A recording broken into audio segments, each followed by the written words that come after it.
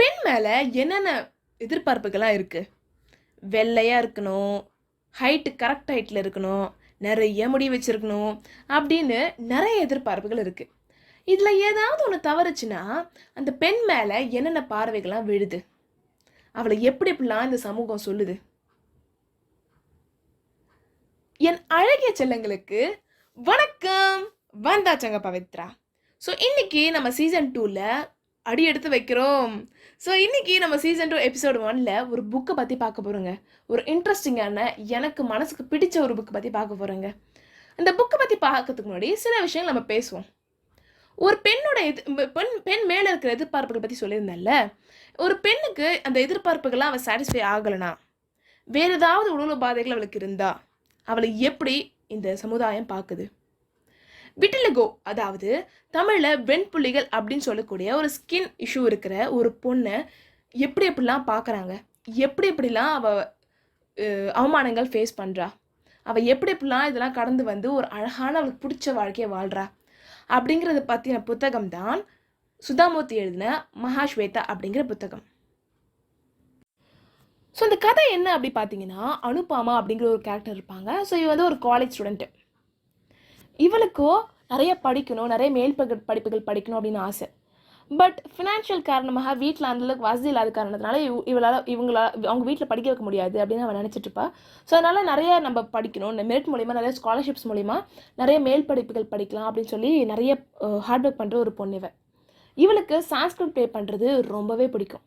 அதாவது சான்ஸ்கிரிட்டை ட்ராமாஸ் பண்ணுறது, அதனால் ரொம்ப பேஷனேட்டாக பண்ணக்கூடிய ஒரு பர்சன் இவள்.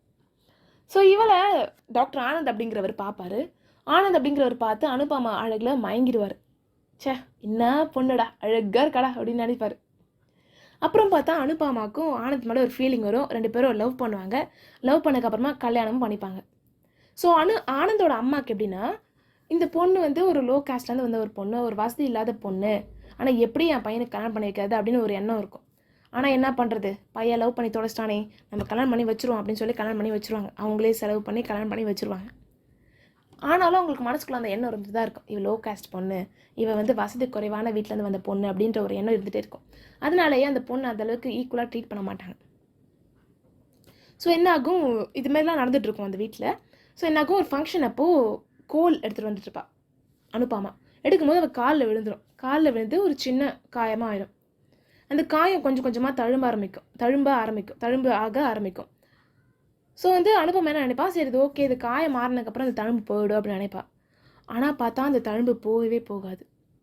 அவளுக்குள்ளுக்குள்ளே பயம் ஆரம்பிச்சிடும். ஐயோ, இது என்னது, இது பிரச்சனையாக இருக்குது, சரி நம்ம டாக்டர்கிட்ட போகலாம் அப்படின்னு சொல்லி யாருக்கும் வீட்டுக்கு தெரியாமல் டெர்மட்டாலஜிஸ்ட் கிட்ட போகிறா. அங்கே போனால் அவர் ஒரு மருந்து தராரு, அதையும் போடுறா, என்னென்னோ பண்ணுறா, அந்த தழும்பு போகலை. கொஞ்சம் கொஞ்சமாக அந்த தழும்பு பெருசாகிறதான் அவன் பார்க்குறா.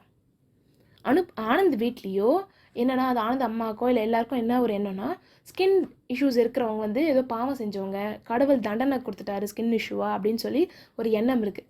ஸோ அப்படிப்பட்ட வீட்டில் இருக்கிற மருமகளுக்கு ஒரு ஸ்கின் இஷ்யூ இருந்தால் அவங்களாம் இவளை எப்படி ட்ரீட் பண்ணுறாங்க, என்ன எப்படி பார்க்குறாங்க அப்படின்னா, ஸோ அனுபமாவுக்கு இந்த மாதிரி இஷ்யூ இருக்கிறது வந்து அவள் மறைக்கிறான். கொஞ்சம் கொஞ்சமாக சாரியை கீழே இறக்கி, காலை தானே அடிபட்டுச்சு, காலை தானே தழும்பு இருக்குது, ஸோ அதனால் வந்து சாரியை கொஞ்சம் கொஞ்சமாக கீழே இறக்கி அவள் கட்டுறா. அந்த தழும்பும் இன்னும் கொஞ்சம் இன்க்ரீஸ் ஆக அவள் கீழே கட்டிக்கிட்டே போகிறாள். ஸோ என்ன ஆகுது, ஒரு நாள் வந்து ஸ்லிப் ஆகி கீழே விழுந்துடுறா. கீழே விழுந்ததுக்கப்புறமா அந்த பேட்ச் இருக்கிறது வீட்டில் இருக்கிறவங்களுக்கும் தெரிய ஆரம்பிச்சிருச்சு. அப்போ வந்து ஆனந்தோட அம்மா சொல்கிறாங்க, இத்தனை நாள் நீ மறைச்சிட்டு இருந்தியா, இந்த இஷ்யூ உனக்கு முன்னாடியே இருந்திருக்கா, இவ்வளோ பெரிய தப்பு பண்ணிகிட்டு இருக்க, இவ்வளோ பெரிய தப்பு நீ பண்ணியிருக்க, பொய் சொல்லி கல்யாணம் பண்ணியிருக்க, என் பையனை வேறு நீ ஏமாத்திருக்க, என்ன தைரியம் இருக்கும் அப்படின்னு சொல்லி அந்த பொண்ணை அப்படி போட்டு திட்டுவாங்க. அதுக்கப்புறமா அவளை ஒரு தனிமைப்படுத்தி வச்சுருப்பாங்க. அதுக்கப்புறமா அவங்க அப்பாவை கூப்பிட்டு, உங்கள் பொண்ணை நீங்கள் கூட்டின்னு போயிடுங்க, இவ்வளோ பெரிய ஏமாத்து வேலை பண்ணி கல்யாணம் பண்ணி வச்சுருக்கீங்களே, நீங்களா என்ன இது எனக்குப்பா முடியல அப்படின்னு சொல்லி அந்த பொண்ணு அவங்க அப்பாவோட அனுப்பி வச்சுருவாங்க. ஸோ அனுப்பாமா வீட்டுக்கு போவாங்க. அதுக்கப்புறமா அவளோட இஷ்யூ வந்து எல்லாருக்கும் தெரிய ஆரம்பிச்சிருவாங்க ஊரில். அதுக்கப்புறம் என்ன ஆகும், அனுப்பாமாவுக்கு தங்கச்சி இருப்பாங்க. ஸோ அவங்க வந்து இந்த மாப்பிள்ளை வருவாங்கள்ல, தங்கச்சி பார்க்க மாப்பிள்ளை. ஸோ வரும்போது இந்த மாதிரி உங்கள் அக்காவுக்கு இந்த மாதிரி பிரச்சனை இருக்குது, உனக்கும் இந்த மாதிரிலாம் பிரச்சனை இருக்கும், நான் உங்களை கல்யாணம் பண்ணிக்க மாட்டேன் அப்படின்னு சொல்லி அந்த தங்கச்சிக்கிட்டே சொல்லிடுவாங்க. அதனால வந்து கல்யாணமும் நடக்காது. அதனால அனுபவம் நினைப்பா, சார் நம்பர் இருந்தால் பிரச்சனை தான் போல அப்படின்னு சொல்லி அந்த வீட்டை விட்டு வெளியே போயிடுவாள். வீட்டை விட்டு வெளியே போனதுக்கப்புறமா தன்னை ஃப்ரெண்டை வந்து ஒருத்தர் சொல்லுவாங்க, நீ ஏன் இவ்வளோ கஷ்டப்படுற, நீ என் கூட வந்துடு அப்படின்னு சொல்லி வீட்டை விட்டு அதாவது வெளியே போகிறாளா. ஸோ ஃப்ரெண்டு வீட்டுக்கு போயிடுவாள். ஃப்ரெண்டு வீட்டுக்கு போயிட்டு அங்கே தங்கியிருப்பா. ஸோ ஃப்ரெண்டுக்கு ஆல்ரெடி மேரேஜ் இருக்கும். ஸோ ஃப்ரெண்டோட ஹஸ்பண்டு அனுப்பாமா 3 பேரும் அந்த வீட்டில் இருப்பாங்க. அங்கே ஒரு பெரிய துரோகம் ஏற்படும். என்னடா இது யாரையும் நம்ப முடியலையே, நம்ம வாழ்க்கை இப்போ தான் கொஞ்சம் கொஞ்சமாக மேலே போயிட்டுருக்குன்னு நினைக்கும் போது அதுக்குள்ளேயும் இவ்வளோ ஒரு பெரிய துரோகமா அப்படின்னு நினச்சிட்டு அனுப்பாமா திருப்பி அந்த வீட்டிலேருந்து வேறு ஒரு ஃப்ரெண்டு வந்து வீட்டுக்கு போவாள். அந்த ஃப்ரெண்டும் நாங்கள் வெளியூருக்கு போகிறோம், அந்த வீட்டை நீங்கள் பார்த்துக்கோங்க அப்படின்னு சொல்லிட்டு அனுப்பாமாக்கிட்ட அந்த வீடு ஒப்படைச்சிட்டு போவாங்க. ஒப்படைச்சிட்டு போகும்போது அந்த அனுப்பாமா அந்த வீட்டில் இருப்பா. அவளுக்கு பிடிச்ச ஒரு ஹாப்பியான ஒரு ஜாப் கிடைக்கும். அவளுக்கு பிடிச்ச ஒரு வாழ்க்கை அப்படியே கொஞ்சம் கொஞ்சமாக ஹாப்பியாக ஆகிட்டு ஒரு தருணத்தில் விட்டிலுகோ வந்த உடனே கைவிட்ட ஆனந்த் திரும்ப அனுப்பமா லைஃப்பில் வருவார். அப்போது கல்லானாலும் கணவன் புல்லானாலும் புருஷன் அப்படின்னு தப்பு பண்ணுறது மனுஷத்தனம், மன்னிக்கிறது பெரிய மனுஷத்தனம் அப்படின்னு ஆனந்தை மன்னிச்சு அனுப்பமா எடுத்துக்கிறாங்களா, இல்லைனா எனக்கு பிடிச்ச வாழ்க்கையை, எனக்கு பிடிச்ச சந்தோஷமான வாழ்க்கையை, என் கனவு வாழ்க்கையை நான் வாழ்ந்துட்டுருக்கேன், இனிமேலும் என்னை தொல்லை பண்ணாத, நான் என் வாழ்க்கையை வாழ்ந்துக்கிறேன், நீ உன் வாழ்க்கையை வாழு அப்படின்னு சொல்லி ஆனந்தை ரிஜெக்ட் பண்ணுறாங்களா அப்படிங்கிறத தெரிஞ்சுக்கணும்னா மகாஸ்வேதா அப்படிங்கிற புக்கை படித்து பாருங்கள். இந்த புக் அமேசான் ஃப்ளிப்கார்ட்லேயும் கிடைக்குது. ஸோ அதனால் நீங்கள் ஆர்டர் பண்ணி இந்த புக்கை நீங்கள் படித்து பார்க்கலாம்.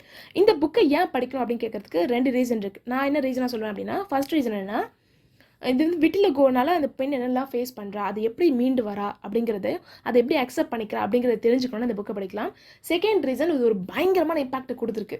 அந்த இம்பேக்ட் எனக்கே பயங்கரமான ஒரு ஷாக்காகவும் ரொம்ப இன்ஸ்பைரிங்காகவும் ரொம்ப சந்தோஷமாகவும் இருந்துச்சு. அந்த இம்பேக்ட் என்ன அப்படிங்கிறத நான் சொல்கிறேன்.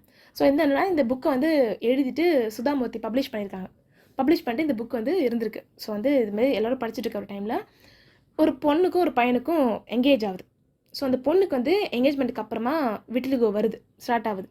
ஸோ அப்போ அந்த பையன் என்ன சொல்கிறான், இதுக்கு மேலே இந்த பொண்ணு நான் கல்யாணம் பண்ணிக்க மாட்டேன் அப்படின்னு சொல்கிறான்.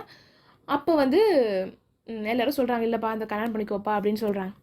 ஸோ அந்த பையன் என்ன பண்ணுறான், யதார்த்தமாக ஒரு லைப்ரரிக்கு போகிறான், மகாஸ்வேதா புக் எடுத்து படிக்கிறான். படிக்கும்பொழுது இவர் விட்டிலுகோ பெண் என்னெல்லாம் ஃபேஸ் பண்ணுறா. ஸோ வந்து ஒரு ஹஸ்பண்டை நம்பி இருக்கிற ஒரு பொண்ணுக்கு அந்த ஹஸ்பண்ட் வந்து நீ உனக்கு விட்டிலுக்கு வந்துடுச்சு, நான் வந்து உனக்கு மேலே உன்னை விரும்ப மாட்டேன் அப்படின்னு சொல்லிட்டு எப்படி கைவிடுறான் அப்படிங்கிறதையும் பார்த்துட்டு அந்த பையன் சொல்வானா, அந்த பையனாக இருக்க அந்த ஆனந்தாக இருக்க நான் விரும்பலை, இந்த கதையில் வந்து ஒரு மேல் கேரக்டர் நான் இருக்க விரும்பலை, அந்த பொண்ணை கல்யாணம் பண்ணிக்கிறேன் அப்படின்னு சொல்கிறேன். ஸோ ஒரு கல்யாணம் நடக்கிறதுக்கு ஒரு மெயினான ரீசனாக நான் இருந்திருக்கேனே அப்படின்னு சொல்லி சுதாமூர்த்தி இந்த இன்சிடெண்ட்டை ஷேர் பண்ணியிருப்பாங்க இந்த புக்கில். ஸோ இந்த இம்பேக்ட் எனக்கு படிக்கும்போது எனக்கு அவ்வளோ சந்தோஷமாக இருந்துச்சு. ஸோ அதனால் இந்த புக்கை நீங்களும் படித்து பாருங்கள். கண்டிப்பாக உங்களுக்கு ஒரு பாசிட்டிவான ஒரு வைப் கொடுக்கும், பாசிட்டிவான ஒரு அண்டர்ஸ்டாண்டிங் கொடுக்கும் இந்த புக்கை பற்றின ஒரு அண்டர்ஸ்டாண்டிங். விட்டிலுகோ இஷ்யூ இருந்தாலும் ரொம்ப ஹாப்பியாகவும் கான்ஃபிடெண்ட்டாகவும் நான் இப்படி தான்டா, நான் அழகிடா அப்படின்னு கான்ஃபிடெண்ட்டாக இருக்கிறவங்க தான் ரம்யா அப்படிங்கிறவங்க. ஸோ இவங்க ஒரு ஃபிலிம் மேக்கராகவும் ஒரு மாடலாகவும் இருக்காங்க. சின்ன வயசில் ஒரு மெடிசன்னால இவங்களுக்கு ஒரு சைட் எஃபெக்ட் வருது. ஸோ அவங்க தான் ஒரு விட்டிலுகோ இஷ்யூஸ் கொஞ்சம் கொஞ்சமாக ஸ்டார்ட் ஆகுது. ஸோ அப்போ ஸ்டார்ட் ஆக கொஞ்சம் கொஞ்சமாக அது பரவ ஆரம்பிக்குது.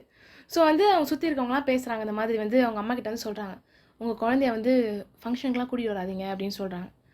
அவங்க அம்மா ரொம்ப வருத்தப்படுறாங்க, ரொம்ப அழறாங்க, ரொம்ப ஃபீலும் பண்ணுறாங்க. அப்புறம் என்ன பண்ணுறாங்க, ரம்யா வந்து ஒரு பக்கத்தில் ஒரு இடத்துல போய் உட்காந்தாங்கன்னா இவங்க ரம்யா மேலே ட்ரெஸ் பண்ணக்கூடாது அப்படின்னு சொல்லிட்டு ட்ரெஸ்ஸை நகர்த்தி வைப்பாங்களாம் சில பெண்கள். அதே மாதிரி இவங்க ஸ்கூல் படிக்கும்பொழுது ஒரு ஹெட்மிஸ்ட்ரஸ் வந்து வம்பு பண்ணுறாங்களாம். அதாவது ரம்யா வின் பண்ண ப்ரைஸை கொடுக்காம வம்பு பண்ணுறாங்களாம், கொடுக்க மாட்டேன் அப்படின்னு சொல்கிறாங்க. ஸோ அந்த மாதிரி நிறைய அவமானங்கள்லாம் சந்தித்தவங்க இவங்கள வென பிடிச்சவ அப்படின்னு கூட சொல்லியிருக்காங்க. ஸோ அப்போலாம் ரொம்ப கஷ்டமாக இருக்கும், ரொம்ப கோவம் வரும் அப்படின்னு ரம்யா ஒரு டிவி ஷோவில் சொல்லியிருப்பாங்க. ஸோ அதுக்கப்புறம் என்ன ஆகுது, கொஞ்சம் கொஞ்சமாக இவங்க வந்து அவங்கள அக்செப்ட் பண்ணிக்க ஆரம்பிக்கிறாங்க, அவங்களுக்கு அவங்க லவ் கொடுக்க ஆரம்பிக்கிறாங்க, அவங்களோட அழகை அவங்க உணர ஆரம்பிக்கிறாங்க.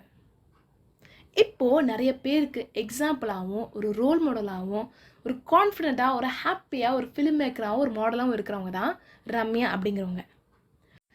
இதை கேட்டுட்டு இருக்கவங்களுக்கு யாருக்காச்சும் விட்டிலுகோ இஷ்யூ இருந்துச்சு அப்படின்னா நான் என்ன சொல்ல விரும்புகிறேன் அப்படின்னா, மற்றவங்க நம்மளை எப்படி கூப்பிடுறாங்க, மற்றவங்க நம்மளை எப்படி பார்க்குறாங்க, மற்றவங்க நம்ம எப்படி நடத்துகிறாங்க அப்படிங்கிறதுல நம்ம வேல்யூ இல்லவே இல்லைங்க.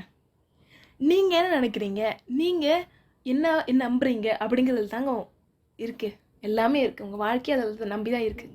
நீ எதுவாக நினைக்கிறாயோ அதுவாகவே நீ ஆகிறாய் அப்படிங்கிற ஒரு ஃபேமஸ் கோட் கூட இருக்குல்ல.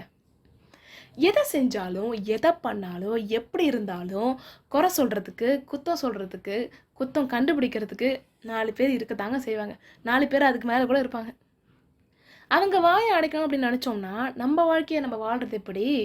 ஸோ உங்களுக்கு எது சரின்னு படுதோ, எது ரைட்டுன்னு படுதோ, எது ஹெல்தின்னு படுதோ அதை செய்யுங்க. ஒரு விட்டிலுகோ விஷயம் நீங்கள் அதை கண்டுபிடிக்கிறீங்க அப்படின்னா, இல்லாட்டி உங்களுக்கு இருக்குது அப்படின்னா, ஒரு நல்ல டெர்மட்டாலஜிஸ்டாக போய் பாருங்கள். அவங்க கொடுக்குற மெடிசன்லாம் ட்ரை பண்ணி பாருங்கள். முடிஞ்சால் மாற்றிக்கோங்க, முடியலைன்னா ஏற்றுக்கோங்க. அவ்வளோதாங்க வாழ்க்கை. You deserve a life, a healthy life. You deserve a love and abundance of love. முதல்ல ஒரு சேஞ்சை கொண்டு வரதுக்கு அதை முதல்ல அக்செப்ட் பண்ணிக்கணும். ஆமாம், எனக்கு இருக்குது, ஒரு இந்த இஷ்யூ இருக்குது, எனக்கு வேணும்னா நான் மாற்றிப்பேன், எனக்கு வேணான்னா நான் மாற்றிக்க மாட்டேன் அப்படிங்கிறத நீங்கள் முதல்ல ஸ்ட்ராங்காக இருங்க. அப்படி நீங்கள் ஸ்ட்ராங்காக இருந்தீங்கன்னா எத்தனை பேர் உங்களை என்ன சொன்னாலும் அதை உங்களால் உங்களை அசைக்கவே முடியாது. That is a real strength.